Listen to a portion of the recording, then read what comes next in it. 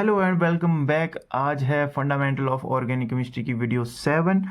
पिछली वीडियो को देखने के लिए आप प्लेलिस्ट के अंदर जा सकते हो। आज का टॉपिक है हमारे पास रेजोनेंस इफेक्ट। ये एक परमानेंट डिस्प्लेसमेंट होती है इलेक्ट्रॉन्स की, जो ई इफेक्ट इलेक्ट्रोमैग्नेटिक इफेक्ट के अंदर भी हमने देखा था। In a molecule brought by resonance. Resonance क्या करता है? परमानेंट डिस्प्लेसमेंट करता है इलेक्ट्रॉन्स की, उसी को हम रेजोनेंस इफेक्ट बोलते हैं। क्या होगा? Resonance effect transmitted through pi electrons and operate in unsaturated system. मैंने क्या इलेक्ट्रोमैग्नेटिक इफेक्ट कहा, लेकिन वो सिंगल बॉन्ड वाले मॉलिक्यूल्स के अंदर होता है। यहाँ पे क्या है, जो रेजोनेंस इफेक्ट है वो पाई इलेक्ट्रॉन्स यानी कि double bond electrons and operate in unsaturated system, जिनके अंदर डबल बॉन्ड या ट्रिपल बॉन्ड हो, particularly those which are in conjugation. Conjugation का मतलब आपको पता है, डबल सिंगल, ठीक है, ये है कंजुगेशन। और इसी को हम कंजुगेटिव इफेक्ट भी बोलते हैं। ठीक है, रेजोनेंस इफेक्ट को हम कंजुगेटिव इफेक्ट इसलिए बोलते हैं क्योंकि उसमें कंजुगेशन प्रेजेंट होनी चाहिए, ताकि जो पाई इलेक्ट्रॉन्स है वो ट्रांसफर हो सके। ठीक है, ट्रांसफर होकर रेजोनेंस इफेक्ट दिखा सके। Resonance causes delocalization of electrons. Delocalization आपको पता है, यहाँ पे जैसे डबल है, सिंगल है, डबल है, सिंगल है, जब इसमें रेजोनेंस हम दूसरी कंट्रीब्यूटिंग स्ट्रक्चर बनाएंगे तो उसमें ये उल्टा हो जाएगा। तो इसकी मदद से क्या होगा, इलेक्ट्रॉन्स का ट्रांसफर होगा, लोकलाइजेशन से डीलोकलाइजेशन हो जाएंगे, मतलब दूर दूर हो जाएंगे। तो give rise to contributing structure due to withdrawal और रिलीज ऑफ इलेक्ट्रॉन्स। विड्रॉल क्या, अपनी तरफ खींचना, और रिलीज क्या है, अपनी तरफ से छोड़ना, बाई गिवन ग्रुप्स। ठीक है, कैसे ग्रुप्स? जैसे एग्जांपल के लिए electron withdrawal by carbonyl group from carbon double bond carbon. ठीक है, जैसे यहाँ पे आप देख सकते हो, एग्जांपल के लिए ग्रुप है कार्बोनिल ग्रुप, इसने क्या करा, अपनी तरफ इलेक्ट्रॉन्स को खींचा। ठीक है, ये है इलेक्ट्रॉन विड्रॉल इफेक्ट, और ये रेजोनेंस इफेक्ट है। इसके अंदर इसने क्या करा, डबल बॉन्ड के जो पाई इलेक्ट्रॉन्स है उनको अपनी तरफ खींचा। ठीक है, और यहाँ पे इसने क्या करा, अपने लोन पेयर को बढ़ा दिया। अब इसके पास नेगेटिव चार्ज आ गया है तो नेगेटिव का साइन लग जाएगा, और जब इसने यहाँ से इसको खींचा तो यहाँ पे सिंगल बॉन्ड बचता है। तो इसी सिंगल बॉन्ड की कंजुगेशन को मेंटेन करने के लिए इस पिछले बॉन्ड को यहाँ आगे आना पड़ा। तो आगे आके इसने डबल बॉन्ड बना दिया, पीछे सिंगल बॉन्ड बन गया। लेकिन यहाँ पे क्या हुआ, कार्बन के पास से पाई इलेक्ट्रॉन्स आगे को गए तो यहाँ पे नेगेटिव चार्ज था। नेगेटिव चार्ज को जब आगे भेजा तो यहाँ पे नेगेटिव चार्ज की क्या होगी, डेफिशिएंसी होगी। तो उसी चीज़ को शो करने के लिए यहाँ पे पॉजिटिव का साइन लगा दिया। ठीक है, तो ये आपने रेजोनेंस इफेक्ट देखा। रेजोनेंस इफेक्ट होता क्या है, जब पाई इलेक्ट्रॉन्स ट्रांसमिट होते हैं अनसैचुरेटेड सिस्टम में और वहाँ पे कंजुगेशन को मेंटेन करते हैं, उसी को हम कंजुगेटिव इफेक्ट भी बोलते हैं, रेजोनेंस इफेक्ट भी बोलते हैं। इलेक्ट्रोमैग्नेटिक इफेक्ट की तरह होते हैं, लेकिन इलेक्ट्रोमैग्नेटिक इफेक्ट में सिंगल बॉन्ड प्रेजेंट होता है और इनमें पाई इलेक्ट्रॉन्स यानी कि डबल बॉन्ड या तो ट्रिपल बॉन्ड। अब हम बात करते हैं type of group involve in resonance. Resonance में इसमें दो ही टाइप के ग्रुप होते हैं, -R, इसको -M भी बोल देते हैं, इसको याद रखना, -M। Group withdraw electrons from unsaturated linkage by resonance.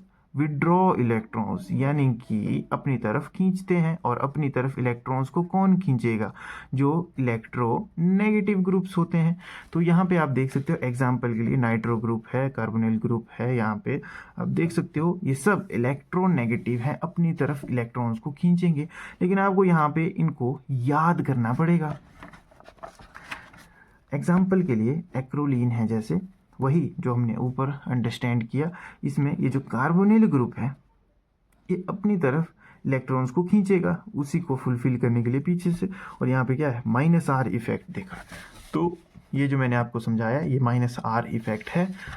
क्यों? क्योंकि इसमें कार्बोनिल ग्रुप है जिसमें ऑक्सीजन जो है इलेक्ट्रोनेगेटिव एटम है, अपनी तरफ इलेक्ट्रॉन्स को खींचेगी। ठीक है, ये लेस इलेक्ट्रोनेगेटिव है, इसलिए इसने अपनी तरफ खींचा और इसी की कंजुगेशन को मेंटेन करने के लिए पीछे से इसको भी खींचा। तो minus are effect plus are effect को पढ़ते हैं आप। ग्रुप हैविंग इलेक्ट्रॉन रिलीजिंग, जो इलेक्ट्रॉन को रिलीज करते हैं, जैसे ये रहे वो group. These have lone pair used to furnish conjugation। अब रिलीज करना है तो रिलीज होने के लिए इनके पास मोस्टली जो है लोन पेयर प्रेजेंट है और यहाँ पे नाइट्रो ग्रुप है ज़्यादातर और यहाँ पे ऑक्सीजन के पास भी लोन पेयर है। तो जहाँ पे आपको लोन पेयर दिखे वहाँ पे आप पहली बात सोच सकते हो कि ये प्लस आर इफेक्ट है शायद। एग्जाम्पल के लिए जैसे विनाइल क्लोराइड लिया हमने, विनाइल ग्रुप ये होता है, क्लोराइड इसके साथ लगा हुआ है। क्लोराइड आपको पता है इसके पास लोन पेयर है, तो इसने क्या करा, बढ़िया अपने लोन पेयर डोनेट कर दिए, रिलीज कर दिए और बाहर जो सिंगल बॉन्ड था वो डबल बॉन्ड में चेंज हो गया। अब प्लस का चार्ज इसलिए लगा हुआ है क्योंकि इसके पास नेगेटिव इलेक्ट्रॉन्स थे, उसको इसने डोनेट कर दिया तो नेगेटिविटी में घटाव हुआ, उसकी वजह से यहाँ पे पॉजिटिव का चार्ज लगाया हुआ है। पे डबल बॉन्ड जैसे ही आया उसके बाद कंजुगेशन को मेंटेन करने के लिए हमारे को सिंगल बॉन्ड चाहिए था, तो यहाँ से डबल बॉन्ड में जो इलेक्ट्रॉन्स है उन्होंने भी रिकवरी उसी साइड को करते हुए CH2 के ऊपर अपने लोन पेयर दे दिए। लोन पेयर प्रेजेंट हो गए। लोन पेयर का चार्ज कैसा होता है, नेगेटिव, तो नेगेटिव यहाँ पे शो कर दिया। अब हम पढ़ते हैं एप्लीकेशंस ऑफ रेजोनेंस इफेक्ट। दो एप्लीकेशन है, एग्जाम में आपको ये क्वेश्चन आ भी सकता है। सबसे पहला है लो reactivity of vinyl halide. Vinyl halide, यहाँ पे विनाइल क्लोराइड था, क्लोराइड के जो हेलोजन ग्रुप होते हैं उनको ही हम हैलाइड्स बोलते हैं। तो विनाइल ग्रुप, ये है विनाइल ग्रुप, ठीक है। प्लस आर इफेक्ट दिखाएंगे, ये है विनाइल और ये है इसका हैलाइड। अब यहाँ पे हमने क्या देखा था, हैलाइड के पास क्या है,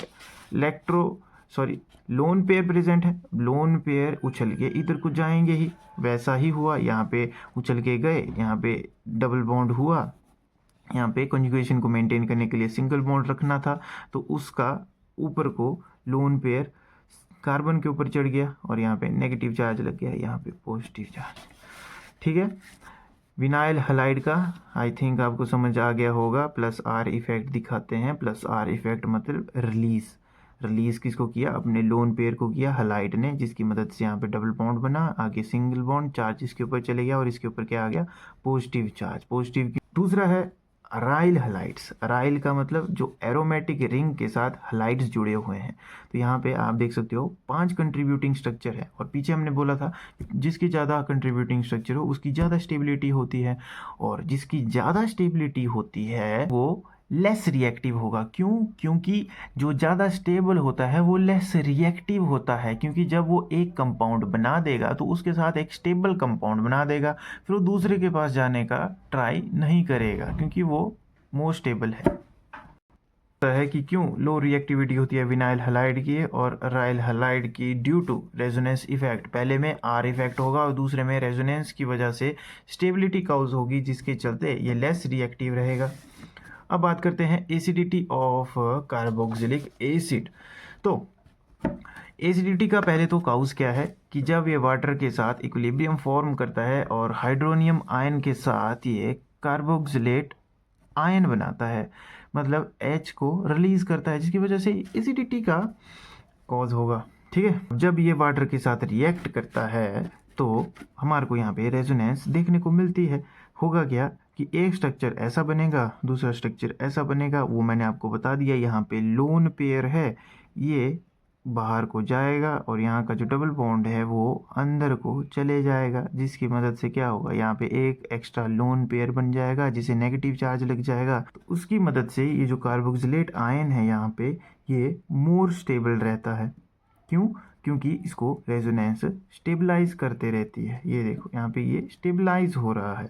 वहीं जब हम अनडिसोसिएटेड फॉर्म में बात करें, यानी कि जहाँ पे वाटर की अब्सेंस होगी, उसके अंदर क्या होता है, उसके अंदर भी रेजोनेंस होती रहेगी, लेकिन एक ही डिफरेंस है कि जो चार्ज सेपरेशन है, सेपरेशन ऑफ चार्ज यहाँ पे हमारे को देखने को मिल जाता है, वहीं ऊपर हमारे को सेपरेशन ऑफ चार्ज देखने को नहीं मिलता।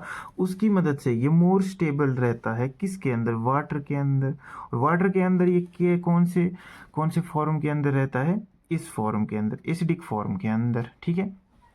तो मोर स्टेबल है तो इस फॉर्म के अंदर रहने का ये पूरा प्रयास करेगा। ठीक है, यहाँ पे क्या होता है, सेपरेशन ऑफ चार्ज हो जाता है। होपफुली आपको रेजोनेंस इफेक्ट समझ आया होगा, इसकी एप्लीकेशन भी समझ आई होगी। नेक्स्ट वीडियो को जरूर चेकआउट करिए। Bye bye.